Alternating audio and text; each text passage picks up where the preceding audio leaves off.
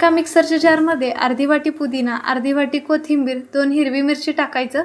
याच्यामध्ये आलं लसूण पेस्ट, अर्धा चमचा जिरे, अर्धा चमचा मीठ, अर्धा चमचा साखर टाकूया, अर्धा कप पाणी टाकायचं। नंतर बारीक शेव अर्धी वाटी टाकूया आणि पूर्णपणे बारीक अशी पेस्ट करायची आहे। तर इथं आपली चटणी तयार आहे। त्याच्यानंतर 2 टोमॅटो बारीक चिरलेले, 2 कांदे बारीक चिरलेले, उकडलेले बटाटे 5 ते 6 हाताने मॅश करायचं आहे। याच्यामध्ये चवीपुरतं मीठ, लाल मिरची बारीक केलेली, मायोनीज टाकायचे आणि सर्व मिक्स करून घेऊया। एक ब्रेडचं पॅक घेतलंय, त्यामधले 4 ठेवल्यात। ग्रीन चटणी लावूया, त्याच्यावरती बटाटा मॅश केलेलं ते लावून घ्यायचंय। वरती परत बीटचे काप घेतलेले आहेत, त्याच्यानंतर काकडी, मायोनीज टाकायचे, चीज किसून टाकायचे। याच्यावरतीच राहिलेलं मिरची बारीक केलेली टाकूया आणि वरून परत ब्रेडने कव्हर करायचे।